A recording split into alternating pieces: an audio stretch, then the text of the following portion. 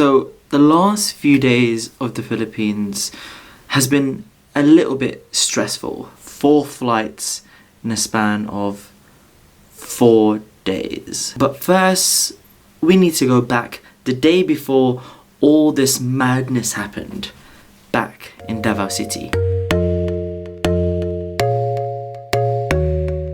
So today only really starts to get busy around the night time because we're going on a quick flight to Manila.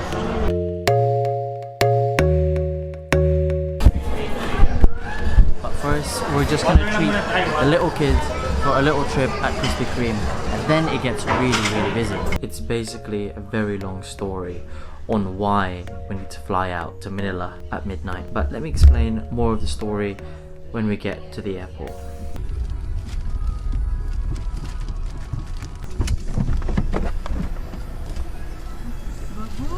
Thank you. See you tomorrow. See you tomorrow. Later. Take care. Thank you, Tita. Bye, Tita. Okay. Salamat, thank you, Tito. No problem. You take care. So we're back at the airport. Okay, first, let me tell you the situation before we get past security.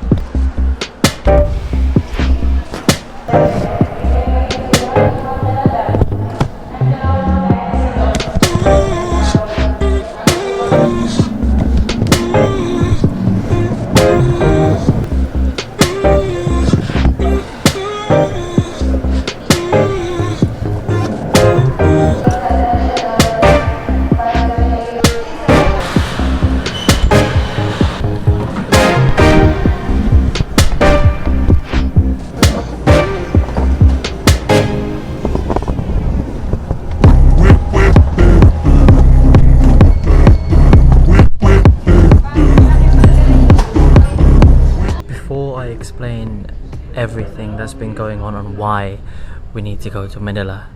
First, an important announcement. Our flight has now been delayed by 2 hours. So instead of departing on midnight, we're departing at 2 a.m. Meaning we arrive in Manila for 4 p.m. AM? 4 a.m.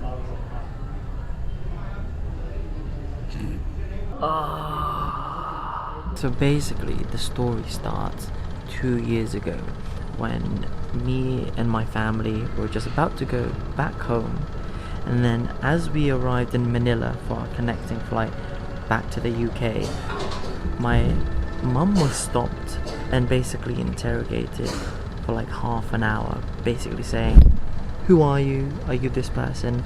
What's your name? What are you doing here?" And then since then they've been telling us that, "Oh, by the way, you have the same name as someone." And we were like, is that really our problem? So what does this mean? It basically means that we are in charge of clearing my mum's name, even though we weren't, or she wasn't the one doing whatever happened to the other person's situation. It wasn't us. It was clearly not us.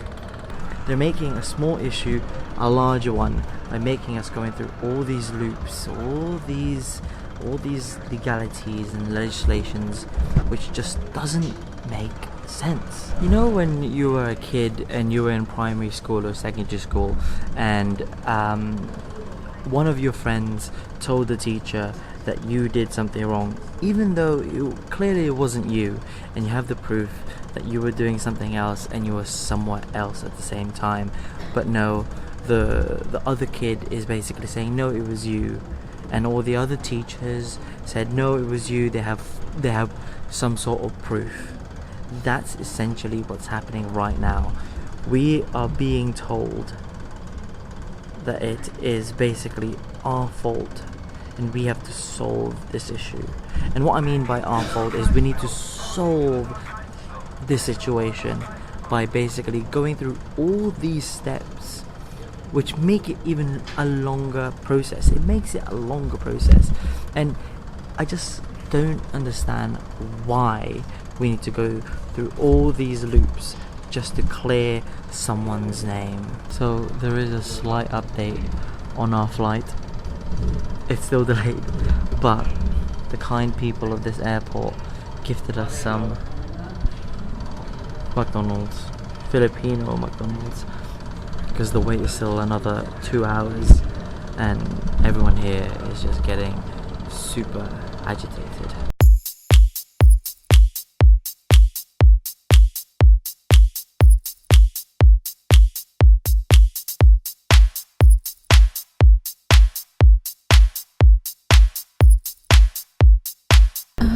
After 6 hours in the airport, we're still here, waiting for our flight. 1 more hour, hopefully, and we'll be coming back on the same day.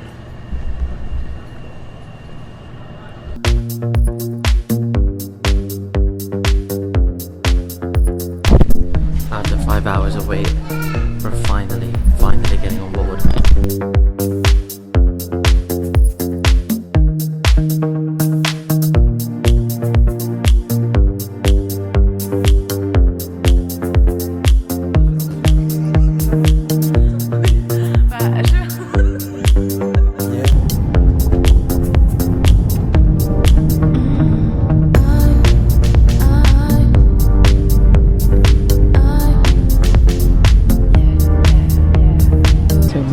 We are in Manila.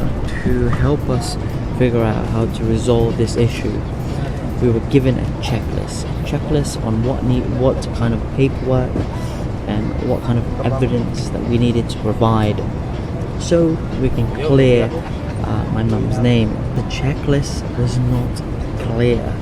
It was telling us to do certain things, call certain people, and every time we called those certain people or we went to those establishments, they essentially just said, oh no, you need to go to this place, oh no, you need to go to this place, oh you need to pay for this, you need to pay for that, you need to request these papers here.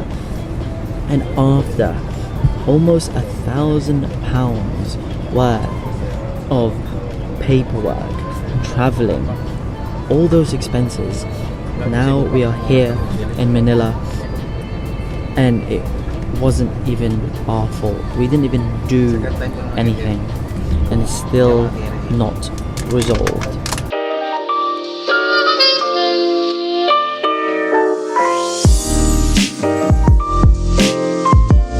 Now, as we've arrived in Manila, we need to find a taxi to go and go to this establishment to get a few papers, and hopefully that shouldn't be much of a hassle.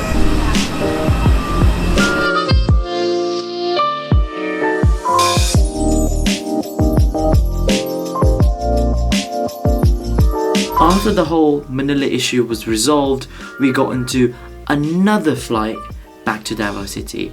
I'm gonna make a separate video regarding this whole thing, but I'm still working on it. Remember, the last 24 hours from the time we departed from Davao to Manila, and then obviously the whole day in Manila, no sleep. Me, no sleep equals just moody, earnest. So the next day, I didn't really have enough time to do anything. So there was so much to do, but with very little time, because the day after, it was my flight back to London. Before the day starts, I need to get my laundry sorted. Okay, job done.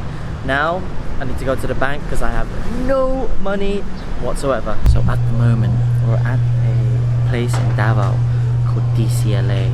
It's basically where all the fakes and like counterfeits are. I'm not really too sure if I'm allowed to film here, but I really want to get a genuine fake bag. Some over there, some of them are good price, but I want a good bum bag or a fanny pack for myself. Make it seem like I'm hella dollar rich, but I'm actually just buying some fake stuff. So they have everything from Louis Vuitton, watches over here, shoes over there. To be honest, it all looks pretty real, but when you obviously feel it, it's not. But I might go to another section, which is across the street, which has a little bit more stuff. Supreme wallets, Gucci bags, Herschel. Literally everything Gucci, everything Prada, Kate Spade. They literally have every fake here. They look so real, but obviously when you touch them, it's just like, no. I'm not gonna buy anything, but I did buy some Lacoste sandals, because why not? So I'm contemplating, should I get this Prada bag? Because it looks a lot nicer than the Supreme that I saw earlier. I don't know. I bought it.